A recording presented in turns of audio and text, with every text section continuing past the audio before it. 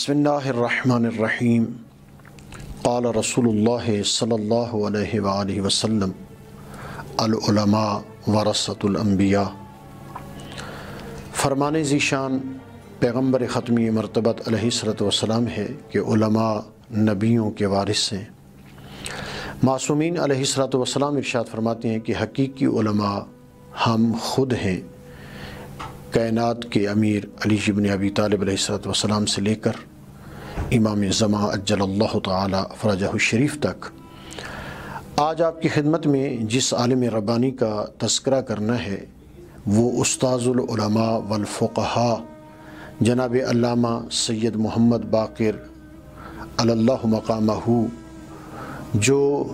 ہندی علیہ رحمہ کے نام سے معروف ہیں۔ ان کی ولادت ضلع میانوالی پاکستان میں چکڑالہ گاؤں میں ہوئی۔ آپ شروع سے علم دوست تھے، علماء کی محبت تھی۔ ابتدائی تعلیم اپنے گاؤں میں حاصل کی اور جوں جوں علم حاصل کرتے گئے عظمت میں، تقوی میں، زہد میں، عبادت میں بلندی آتی گئی، اور جس مقام پہ تشریف فرما ہوتے وہاں پہ ایک عظیم محفل منعقد ہو جاتی اور لوگ کسب فیض کرتے، یہاں تک کہ خانیوال ضلع میں چک نمبر 38 میں بھی تشریف لے گئے اور وہاں گرد و نواح مضافات میں بہت زیادہ دین کی خدمت کی اور لوگوں کو کسب فیض کرایا۔ پاکستان میں بالواسطہ یا بلا واسطہ جتنے بھی بزرگان ہیں وہ قبلہ علامہ باقر ہندی علیہ رحمہ کے شاگردان ہیں، انہی سے انہوں نے کسب فیض کیا۔ قبلہ علامہ سید محمد باقر علی اللہ مقامہ امام مظلوم کربلا سید الشہداء پہ گریہ انتہا کا کرتے تھے۔ بزرگان بتلاتے ہیں کہ ایک مرتبہ کچھ بیویاں ان کے خاندان کی سفر کر کے آئیں، جب سواری سے اتنی تو ایک جملہ کہا کہ ہم تھک گئی ہیں۔ قبلہ نے یہ جملہ سنا، وضو فرما رہے تھے اور زبان پہ لایا میں قربان جاؤں علی و زہرا کی بیٹیوں پہ، جنہوں نے 1400 میل کا سفر کیا بے پلانے اونٹوں پر۔ انہوں نے نہیں کہا تھا کہ ہم تھک گئی ہیں، بس یہ جملہ اپنی زبان پہ بار بار دہراتے اور گریہ فرماتے۔ علماء بزرگان فرماتے ہیں کہ 3 دن مسلسل قبلہ علی اللہ مقامہ مسلسل گریہ کرتے رہے، مظلوم کربلا کے مصائب کو یاد کر کے اور بیویوں کے دکھوں کو یاد کر کے، اور پھر گریہ اتنا شدید ہوا کرتا تھا کہ آخری زندگی کے سالوں میں قبلہ کی نظر ختم ہو گئی، نور آنکھوں کا چلا گیا، مصائب محمد و اہل بیت محمد پہ روتے روتے۔ قبلہ کا تقوی میں آپ کی خدمت میں عرض کروں، ہمارے بکھر میں ایک عالم دین جناب علامہ عبدالستار نقوی صاحب ان کے شاگرد تھے، اور ان کا زہد و تقوی اپنے استاد کی تعلیم اور تربیت سے اتنا بلند تھا کہ جب وہ دین اسلام کی تبلیغات کے لیے اور ذکر حسین کرنے کے لیے کسی بھی مومن کے پاس جاتے تو اپنی سواری کا انتظام کرتے۔ اس زمانے میں گھوڑی ان کے پاس ایک بہترین سواری تھی، اور اس کا گھاس چارہ خود جو ہے وہ مہیا کرتے، اپنے ساتھ لے کر جاتے، کھانا گھر سے کھا کر اور پھر واپس گھر آ کے کھاتے، کسی مومن کو کوئی تکلیف نہ دیتے۔ اس انداز میں وہ مجالس حسین ذکر فرماتے۔ ایک مرتبہ وہ خدمت استاذی مکرم قبلہ علامہ سید محمد باقر علی اللہ مقامہ میں حاضر ہوئے اور قبلہ کی ٹانگیں دبا رہے تھے، خدمت کر رہے تھے،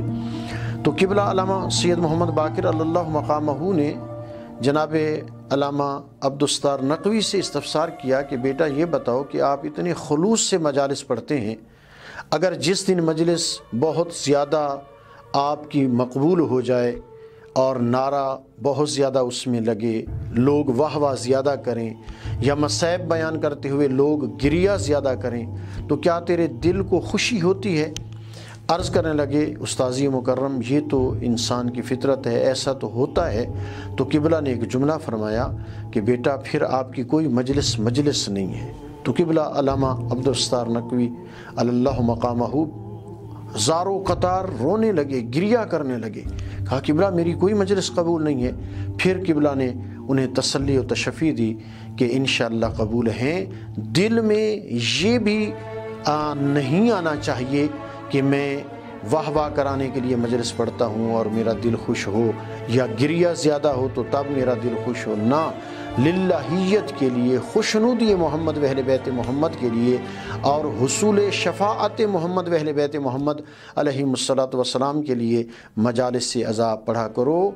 دل کو اور اپنی خوشی کے لیے ان عبادات کو سر انجام نہ دیا کرو۔ قبلہ علامہ سید محمد باقر اللہ مقامہ بکھر میں تشریف لے آئے اور چک نمبر 23 میں بہت خطیر جو ہے وہ زمین ان کے پاس موجود تھی، لیکن تقوی الہی یہ تھا کہ راہ خدا میں اپنی ساری اجناس کو خرچ کر دیتے، تقسیم کر دیتے اور ضرورت کی چیز اپنے پاس رکھتے، سادہ لباس پہنتے، سادہ گفتگو کرتے، اور اتنے بڑے عالم ربانی ہو کر لباس اتنا سادہ ہوتا تھا کہ لوگ دیکھ کر جو اجنبی ہوتے تھے پہچان نہیں سکتے تھے کہ یہ اتنے بڑے عالم ہیں، لیکن جب وہ ممبر پہ تشریف فرما ہوتے یا محافل میں تشریف فرما ہوتے اور گفتگو کرتے تو پتہ چلتا کہ یہ کتنا بڑا عالم ہے، کتنا بڑا زاہد ہے، کتنا بڑا متقی ہے۔ اس شخصیت کی عظمت کو سلام ہے جس شخصیت نے علوم آل محمد کی نشر و اشاعت کے ساتھ اپنے اوپر اس علم کو نافذ کیا اور عملی مظاہرہ کر کے دنیا کو دکھلایا، جن سے محمد و اہل بیت محمد کی سیرت اور کردار کی خوشبو آتی تھی۔ رہتی دنیا تک ان کا نام باقی رہے گا۔ آج بھی باقر العلوم کے نام سے ایک عظیم دینی درسگاہ کوٹلہ جام ضلع بکھر میں موجود ہے، جہاں سے ہزاروں علماء کرام فارغ التحصیل ہو چکے ہیں اور آج بھی سینکڑوں کی تعداد میں استفادہ کیا جا رہا ہے۔ میں یہاں پہ ضروری سمجھوں گا قبلہ علامہ ملک ملازم حسین اللہ مقامہ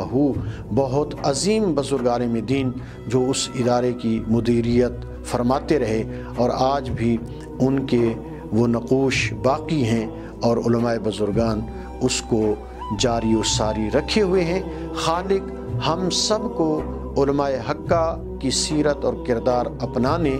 اور محمد و اہل بیت محمد کی خوشنودی اور ان کی شفاعت کے حصول کے لیے عمل صالح بجا لانے کی توفیق عظیمہ عطا فرمائے۔ اور یہاں پہ میں دعا گو ہوں کہ قبلہ آیت اللہ آغا یعقوبی کی زندگی دراز فرمائے اور ان کا سایہ قوم و ملت پہ قائم و دائم رکھے، اور ان کو بھی علوم محمد و اہل بیت محمد دنیا تک پہنچا رہے ہیں اور ان بہت زیادہ اسباب انشاءاللہ انہیں میسر آ رہے ہیں۔ خالق ان کی توفیقات خیر میں اضافہ فرمائے، اور یہاں اسلام آباد میں جو احباب اس ادارے کو چلا رہے ہیں اور علوم آل محمد کے